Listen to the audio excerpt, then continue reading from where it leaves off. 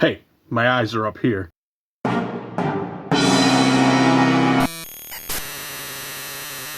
Transformers fans, my name's Mondo, and welcome back to another Moonbase 84 transmission. And today we are checking out the Transformers Studio Series Gamer Edition Sideswipe.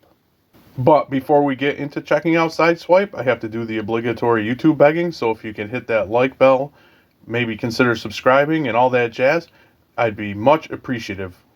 So with all that out of the way, here is the Gamer Edition Deluxe Class Sideswipe. And much like the concept art from the Bumblebee movie Sunstreaker I just reviewed, he does look much better in hand than what he looked like in all the reveal pictures and things like that, with the exception of that one glaring monstrosity of his ugly ass feet.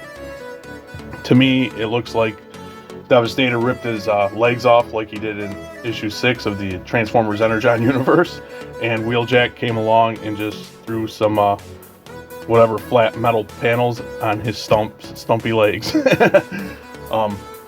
Yeah, it's not good. Besides that, though, I think he does look pretty good if you're looking at him from the front, because he also has another problem. He is very gappy and hollow once you get to his side. I mean, that is just horrendous in my opinion. A lot of open air and space.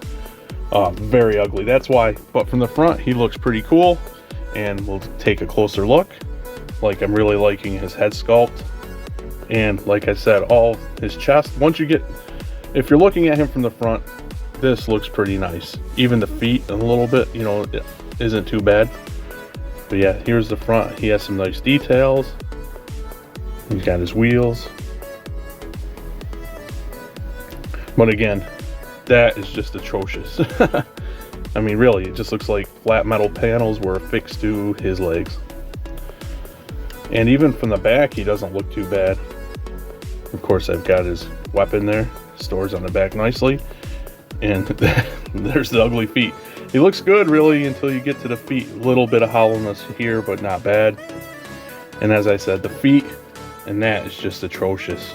I mean, I always thought Studio Series were supposed to be like a higher end line, and not more and more, I shouldn't say that, but we were getting a lot of subpar figures for what this line was supposed to be, in my opinion. And again, much like Sunstreaker, he does have hollow forearms, but see what I mean? His hand is painted black, so it doesn't look as cheap and as bad, but still would like a flap or something to cover that. So let's see what he can do in the articulation department. He does have some nice head movement. I like how he has that tilt, because a little tilt in the head can bring out a lot of personality in a figure, so that's pretty cool. He can look up a tiny bit, not much down. Of course, oh, that's another thing. This likes to come on tab very easily, right there. But, he's got the swivel. His arm can go all over. Bicep. Again, shame, no wrist swivel. He does have a waist, but limited because it crashes into his backpack. And that backpack hinders him kicking super far back. His leg goes up, goes out to the side really nice. Thigh swivel, nice knee. And his foot can go, his atrocious foot can go like that. So now he can walk on stilts. Doesn't go back at all. And I can't get it to pivot, so I don't think there's a rocker on there. Could be wrong, but this copy does not pivot at all. For accessories, you get this blaster type weapon, which is nicely sculpted and some nice details. And like with most Gamer Editions, you rip off their forearm and plug the weapon into the elbow joint pretty much to get his weapon. I believe, I'm not 100% sure, but I think the Gamer Edition Starscream, which I don't own yet, is the only one where it has like a port and you can just plug it into his hand, because it's supposed to simulate how they use their weapons in the War for Cybertron and Fall for Cybertron games. I do think it's really cool that they do that, but it also leaves a hand lying around or forearm lying around, and usually you can find a silly place to plug it in, which doesn't look good, and I'm not even going to try here because I would never leave a bot's hand hanging off his ass. So even though obviously he has some glaring issues, you can still pull off some cool looking poses with him. Okay, so that's robot mode. So as usual, I will get him transformed up and we will check out his Cybertronian car mode. So here's the Gamer Edition War for Cybertron Sideswipe in vehicle mode, his Cybertronian car, and where the robot mode is kind of basically a hot mess.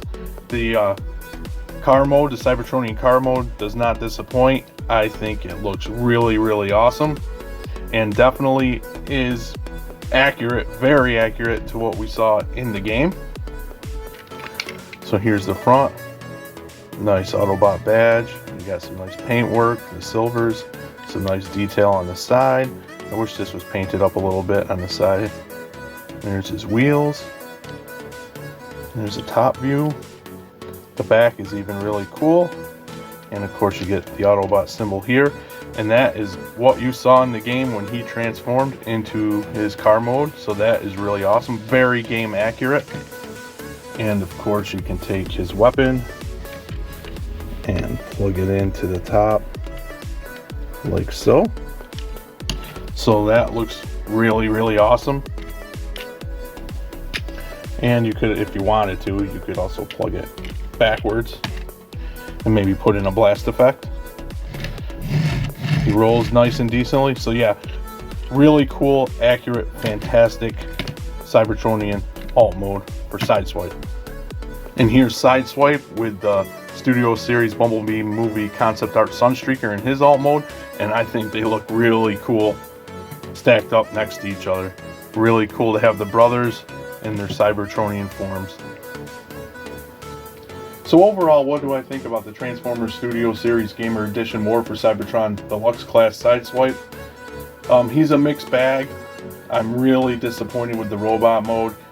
If you look at him from straight on profile, as I said earlier in the video, he does look really cool. Then you get to the messy feet, which are really ugly and a disaster, but I could have let that slide if not for all that gappiness.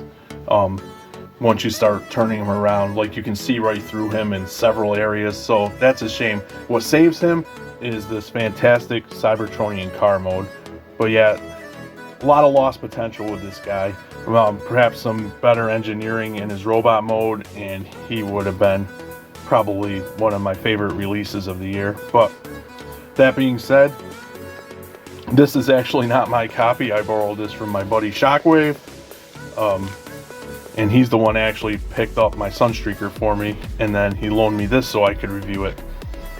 I'm still gonna pick him up because I am collecting the Gamer Edition figures from Studio Series because I love those games and I want to be a completionist, and I love the Sideswipe character in the game. It's just he is a disappointing overall figure that is saved by this fantastic alt mode. So if you're looking for a cool in-game vehicle mode character, pick him up.